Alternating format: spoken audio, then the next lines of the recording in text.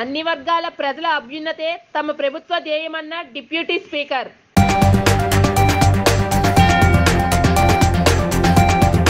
అందరి సహకారంతో నగరాన్ని మరింత అభివృద్ధి దిశ అంటున్న నగర మేయర్ విజయలక్ష్మి.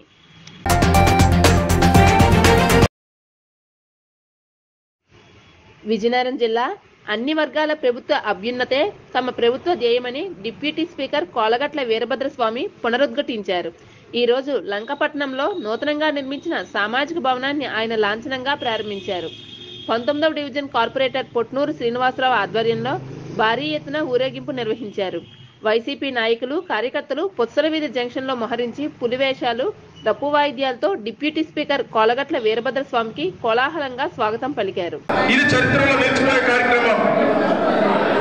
జగన్మోహన్ రెడ్డి గారు తన సుదీర్ఘ పాదయాత్రలో ఏవైతే చూశారో ప్రజల్ని దగ్గరగా ఉండి ఏవైతే చూశారో ప్రజల కష్టాలు, ప్రజల ఇబ్బందులు, ప్రజలకు కావాల్సిన వసతులు ఏవైతే సమకూర్చాలో అవన్నీ కూడా ఈ గత 4 సంవత్సరాల్లో ఎంతో సక్సెస్ఫుల్ గా చేస్తున్నారు. మీరు చూస్తున్నారు విజయనగరంలో ఒక మెడికల్ కాలేజ్ వచ్చిందంటే ఎంతో గర్వపడాలి, ఎంతో సంతోషించాలి. ఎక్కువగా విద్యా ఆరోగ్యం పట్ల ఈ ప్రాంతాలను అలాగే అనేక సంక్షేమ కార్యక్రమాలు చేస్తున్నారు అని చెప్పినట్టే నేను ఆశ్చర్యపోయాను. ఏమైనా మంచి కార్యక్రమం చేస్తున్నారు. మీరు ఎప్పుడు కూడా ఈ యొక్క పట్టణంలో ఈ ప్రాంతంలో ఎప్పుడు కూడా మీరే శాసనసభ్యులుగా ఉండాలని ప్రత్యేకంగా నేను ఆశిస్తున్నాను, కోరుకుంటున్నాను కూడా. దేవుని ఆశీస్సులు ఉండాలి, మీ అందరూ ఆశీస్సులు ఉండాలి. మరి ముఖ్యంగా జగన్ ప్లీజ్ సైలెన్స్ ప్లీజ్. నేను ఎందుకంటున్నానంటే డైనమిక్ అండ్ డైరింగ్ పర్సనాలిటీ ఎందుకంటున్నానంటే ఒక నిర్ణయం తీసుకోవాలన్నా ఒక ఆశయం సాధించాలన్నా ఆయన ఖచ్చితంగా సాధిస్తారు. ఆ నేపథ్యంలో ఆ సందర్భంలో ఇది ఈ విధంగా ఇంత మంచి కళ్యాణ మండపం కట్టడం అంటే జగన్మోహన్ రెడ్డి గారు సంకల్పం, ఆయన ఆలోచన విధానాన్ని సందర్భం గుర్తు చేస్తున్నారు. సార్ ముఖ్యంగా మా కమ్యూనిటీ కోసం చెప్పాలంటే, రెల్లి కమ్యూనిటీ కోసం చెప్పాలంటే 75 సంవత్సరాలు మమ్మల్ని ఎవరైనా గుర్తించలేదు సార్. ఇప్పుడిప్పుడే మమ్మల్ని మా యొక్క కమ్యూనిటీ రెల్లి కమ్యూనిటీ రాష్ట్రంలో కార్పొరేట్లు చేస్తున్నారు జగన్మోహన్ రెడ్డి గారు. నన్ను కూడా ప్రధానంగా రెల్లి కార్పొరేషన్ ఏర్పాటు చేశారు. తప్పకుండా మాకు వచ్చే రోజుల్లో ఈ యొక్క విషయాన్ని ముఖ్య విషయం ఏంటంటే రెల్లి ఉపకులాలకు చట్టసభలో అవకాశం కల్పిస్తే ఏమైతే డాక్టర్ బాబాసాహెబ్ అంబేద్కర్ ఆలోచన విధానం ఏమైతుందో అనుకున్నారో ఏ కులమైనా ఏ మతమైనా ఏ ప్రాంతమైనా ఆ యొక్క ప్రజల్ని రాజకీయ అవకాశాలు పొందినప్పుడే ఆ యొక్క సంక్షేమ కార్యక్రమాలు, అభివృద్ధి కార్యక్రమాలు ఆ యొక్క సామాజిక న్యాయం అవుతుందని అంబేద్కర్ ఆ రోజే చెప్పారు. తప్పకుండా ఈ విషయాన్ని కూడా గౌరవ ముఖ్యమంత్రి గారి దృష్టికి తీసుకెళ్ళండి. రాష్ట్రంలో మాకు ఎమ్మెల్యేగా పోటీ చేసా మాకు అంత స్తోమత లేదు, మీ అందరికి తెలుసు. ఎమ్మెల్యేగా పోటీ చేసే స్తోమత లేదు, అయినా కొన్ని పాటిస్తారు. అట్లానే పిల్లలు చదువుకోవడం చూడండి, ఫీజు రియంబర్స్మెంట్ కావచ్చు, విద్యా కానుక కావచ్చు, నాడు నేడు అభినందనలు తెలియజేస్తూ చాలా సంతోషించిన కార్యక్రమం ఈరోజు జరుపుకుంటున్నాం.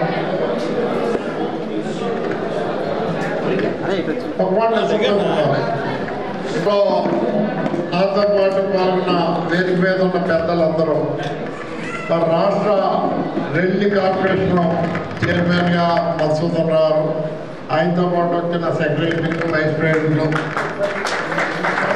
స్థానిక మన నాయకులు, స్థానికంగా ఉన్న మనందరూ వెళ్తున్నాం. వేణు గారి దగ్గర, బంగారెడ్డి గారి దగ్గర అందరూ.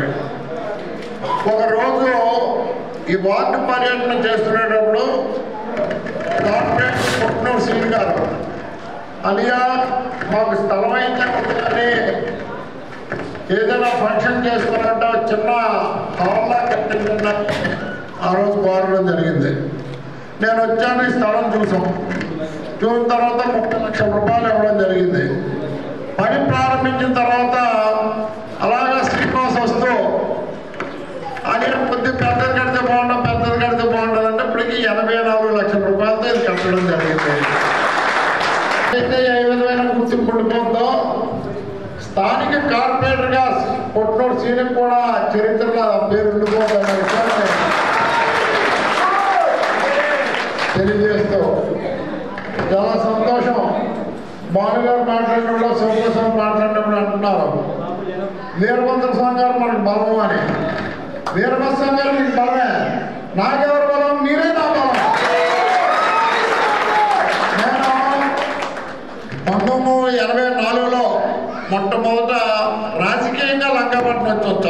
వచ్చినప్పుడు అనేక సార్లు వచ్చేవాళ్ళం. ఆ రోజులో ఉన్న పొట్నూరు స్వర్గీయ కళ్యాణ అప్పారావు, పొట్నూరు రాము, బ్యాంకులో పనిచేస్తున్నాడు సీతారాం, ఇటువంటి నాయకులందరూ నా వెంటంటుండేవారు. ఆ రోజుల్లో కాంగ్రెస్ పార్టీ జెండా పట్టుకోవడానికి భయం, తెలుగుదేశం పార్టీ ఉధృతంగా ఉండేది. నేను 24 సంవత్సరాల వయసులో రాజకీయాల్లోకి వచ్చి నాకు పూర్తిగా నాకు సపోర్ట్గా ఉండేవారు. తర్వాత ఇంకా మీ అందరికీ దగ్గరయ్యాం. వీరభద్ర స్వామి ఏ పార్టీలో ఉన్నాడో చూడలేదు.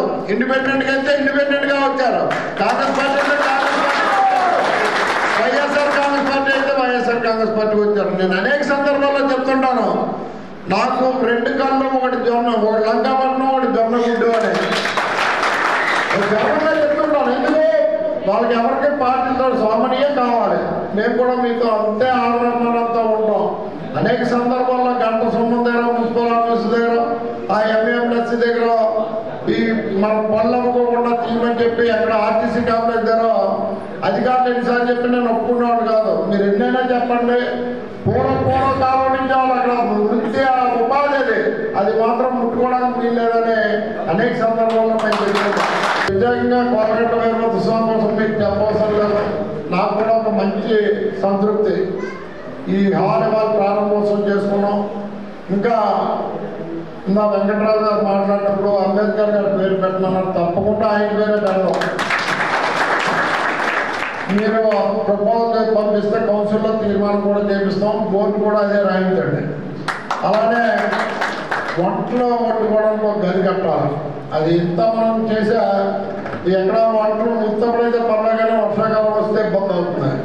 అలాగే ఇంకో 2 ఫ్యాన్ల మధ్యలో వేయండి, సెంటర్లో లైట్ వేయండి, ఇవ్వండి. తర్వాత మా వెంకటరావు గారు చెప్పారు, పెద్దలు చెప్పారు, కమిటీ నియామకం చేసుకోండి. కమిటీ నియామకం చేసుకొని ఎవరు వచ్చినా ఓన్లీ కరెంటు మెయింటెనెన్స్ అంటే తుట్టడానికి గట్టి క్లీనింగ్కే ఛార్జ్ వసూలు చేయండి, ఎక్స్ట్రా రూపాయలు వసూలు చేయకండి. కరెంటు కూడా మీటర్ ఉంటుంది కాబట్టి యూనిట్కి ఎంత అనేది ఆ యూనిట్ రాసుకుంటాం, ఉచితంగా ఇవ్వండి. ఇది మన కులస్తులకి, మన ప్రాంతానికి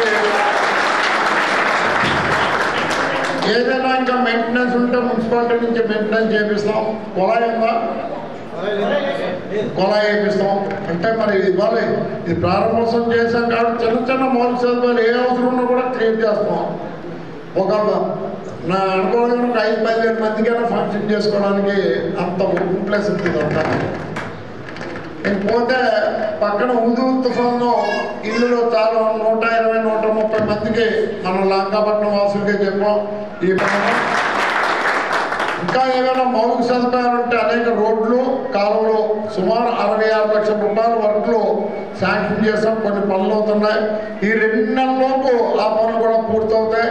అలాగే అక్కడ రౌతు మీద పబ్లిక్ లెటర్స్ అడిగాం. పబ్లిక్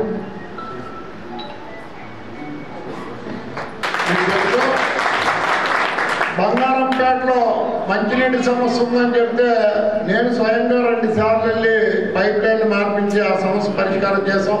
అలాగే బంగారంపేటలో స్కూల్ ఉంది. పిల్లలు అటు ఇటు తిరుగుతుంటే నేను ఆ కుళాయిలు ఓపెన్ చేయడానికి వెళ్ళినప్పుడు చెప్పాను, కాంపౌండ్ వాళ్ళు కట్టండి, పిల్లలు రోడ్డు మీద వచ్చేటప్పుడు ఏమైనా ఇబ్బందులు పడతాయని ఆ కాంపౌండ్ వాళ్ళు కడతాయి. ఎందుకు చెప్తున్నానంటే ఒక్క 2 నెలల కాలంలో మొత్తం లంకాపట్లో ఉన్న అన్ని సమస్యలు పరిష్కారం అవుతాయి. ఎక్కడ కూడా ఒక సమస్య అనేది ఉండదని చెప్పడానికి సంతోషిస్తున్నాం.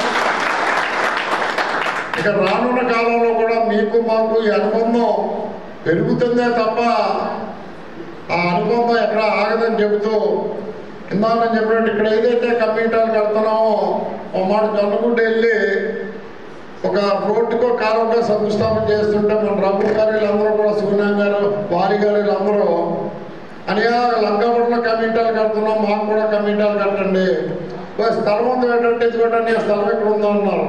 ఇవాళ స్లాబ్ స్టేజ్కి వచ్చింది, అదే స్లాబ్ అవుతుంది. అది ఒక 1-2 నెలల లోపే రిబ్బన్ కటింగ్ చేసుకొని ప్రారంభోత్సవం చేసుకుంటామని తెలియజేయడం సంతోషిస్తున్నాం. అందరి సహకారంతో నగరాన్ని మరింత అభివృద్ధి దిశగా పయనింపజేసేందుకు కృషి చేస్తున్నామని నగర మేయర్ విజయలక్ష్మి అన్నారు. ఈ రోజు నగరపాలక సంస్థ సమావేశ మందిరంలో 2024-2025 వార్షిక బడ్జెట్ ప్రవేశపెట్టేందుకు 158.75 కోట్ల రూపాయలతో పొందుపరిచిన అంశాలకు సభ తెలిపింది. ఎక్కడ సమస్య లేని విజయనగరం ఏర్పడేందుకు ఈ దగ్గర చేరువవుతామని కూడా ఆశిస్తూ రానున్న కాలంలోని ప్రతి ఒక్కరు కూడా ఇక్కడ కూర్చున్న ప్రతి ఒక్కరు కూడా ప్రజల వైపే నడుస్తామని కూడా తెలియజేస్తూ మరి ఈ బడ్జెట్ ని మేము మనస్ఫూర్తిగా ఆమోదిస్తున్నాం. కోలగట్ల వీరభద్రస్వామి గారికి, మేయర్ మేడం గారికి, డిప్యూటీ మేయర్స్కి, స్టాండింగ్ కమిటీ చైర్మన్ రాజేష్ గారికి, కమిషనర్ గారికి, మున్సిపల్ సిబ్బందికి, నా తోటి కార్పొరేటర్కి, సోదరులందరికీ కూడా నా నమస్కారం. ఒక గొప్ప బడ్జెట్ ఈరోజు ప్రవేశపెట్టడం జరిగింది. విజయనగరాన్ని ముందుకు తీసుకెళ్ళడానికి మన అన్నయ్య కోలగట్ల వీరభద్రస్వామి గారు ఎంత కృషి చేసినప్పటికీ అధికారులుగా మీ అందరి సహాయ సహకారం లేకపోతే ఈ కార్యక్రమం జరగదు. మీ మీద పూర్తి నమ్మకంతో అన్నయ్య గారు రాత్రి పగలు కష్టపడి ఖర్చు పెడుతూ ఆ ఖర్చు ఎలా రావాలి అనేది ఆయన 19వ తారీఖు విజయవాడ వెళ్ళి ఆ రోడ్డు తాలూకా ప్రాజెక్టు మొత్తం కూడా అధికారులతో మాట్లాడి ఎస్టిమేషన్ ప్రకారం ఎన్ని లక్షలు అవుతుంది, ఎన్ని కోట్లు అవుతుంది అంటే పాత ఎస్టిమేషన్ ప్రకారం 3 కోట్ల రూపాయలు ఓన్లీ 2 టౌన్ పోలీస్ స్టేషన్ పరిధి వరకే వస్తుంది. దాని తర్వాత చేయడానికి నిధులు లేదు అన్న పరిస్థితుల్లో ఇది ఈ బడ్జెట్ దీంట్లో ప్రవేశపెట్టి సాధారణ నిధుల నుండి దీన్ని పని చేయడానికి అర్జెంటుగా దీన్ని తీసుకురావడం జరిగింది. మరి దీన్ని ఇప్పుడన్నా సరే ఈ రోడ్డు విముక్తి జరుగుతున్నందుకు ఎమ్మెల్యే కోలగట్ల వీరభద్ర సంఘ ఆధ్వర్యంలో ఇదంతా జరుగుతున్నందుకు మరి టెండర్ పొజిషన్లో కూడా వచ్చి ఈ వర్క్ అంతా కూడా జరుగుతున్నందుకు మరి కౌన్సిల్ తరఫున అందరం కూడా సంతోషం వ్యక్తపరుస్తూ వీలైనంత తొందరగా ఈ కార్యక్రమాన్ని అంతా కూడా పూర్తి చేయాలని ఈ సందర్భంగా తెలియజేస్తున్నాం.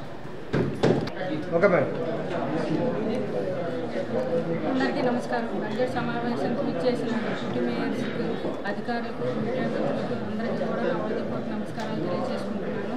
మన స్థానిక ఎమ్మెల్యే డిప్యూటీ స్పీకర్ అయినటువంటి శ్రీ కోలగట్ల వీరభద్రస్వామి గారి సూచనలు సలహాల మేరకు ఈ బడ్జెట్ను ప్రవేశపెట్టడం జరిగింది.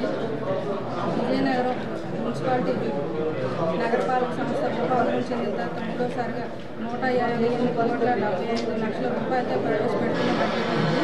ఈ బడ్జెట్లో సుమారు 81.47 రూపాయలతోటి అభివృద్ధి పనుల నిధులకు కేటాయింపు జరిగింది. ఇందులో ముఖ్యంగా 12 కోట్ల రూపాయలతో సాధారణ నిధులు 10 రోజుల రేటుకు, 5 కోట్ల రూపాయలతో బీపీఎస్ నిధులు అభివృద్ధి పనులు, 12 కోట్ల రూపాయలతో 15వ ఆర్థిక సంఘం నిధులు అభివృద్ధి పనులు, 1 కోటి రూపాయలతో సచివాలయం పక్కా భవనాల నిర్మాణం నిమిత్తం, 2 కోట్ల రూపాయలతో ప్రాథమిక ఆరోగ్య కేంద్రాల నిమిత్తం, 1,50,00,000 రూపాయలతో ఆర్టికల్ మరియు పట్టణ సుందరీకరణ నిమిత్తం, 6 కోట్ల రూపాయలతో సాధారణ మురుగు కాలువ నిర్మాణం మరియు కలవట్ల నిర్మాణం, 1,50,00,000 రూపాయలతో సెంట్రల్ లైటింగ్, పార్క్ లైటింగ్ మరియు జంక్షన్ లైటింగ్, 1,50,00,000 రూపాయలతో పార్క్ అండ్ ప్లే గ్రౌండ్ అభివృద్ధి పనులు, 80,00,000తో కమ్యూనిటీ టాయిలెట్స్ నిర్మాణం, 2,50,00,000 రూపాయలతో నీటి సరఫరా కొరకు లైన్ల విస్తరణ, 1,50,00,000తో కొత్త విద్యుత్ స్తంభాలు వేయటకు, 2 కోట్ల రూపాయలతో అమృత్ 2.0 నిధులతో అభివృద్ధి పనులు, 6 కోట్ల రూపాయలతో గడప గడపకు మన ప్రభుత్వం నిధులు, 2 కోట్ల రూపాయలతో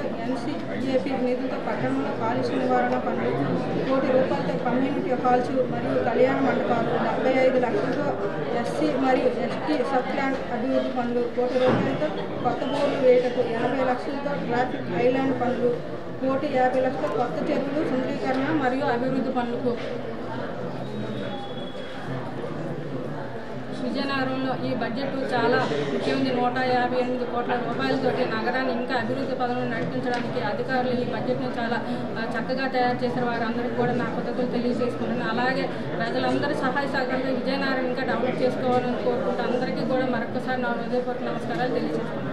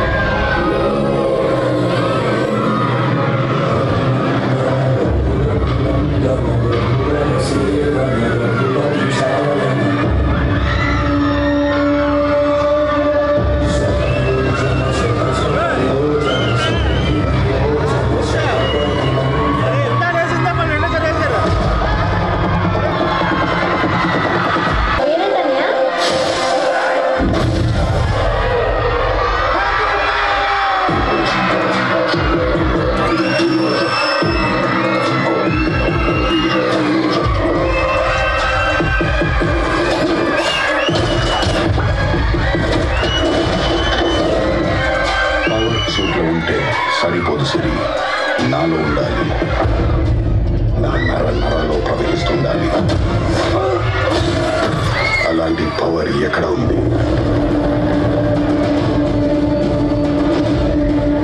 ఈ పవర్ గురించి తెలిసిన వాళ్ళెవరూ ప్రతికొట్టకూడదు.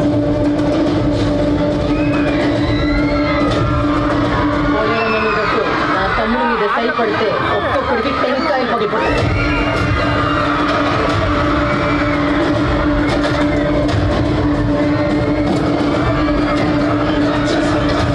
కనబడుతుంది ఒకటి ఉన్మాదం మాత్రమే. దాని వెనక ఒక ఉపక్రమం దాగి ఉంది.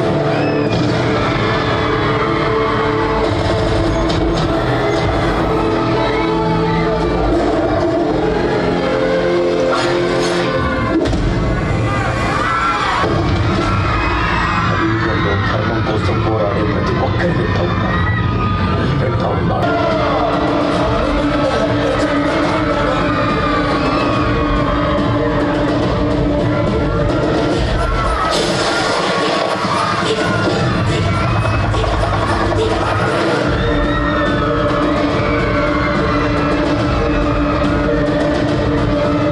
మానవాళి మనుగడను కాపాడడానికి ఈ రాక అనివార్యం హనుమా.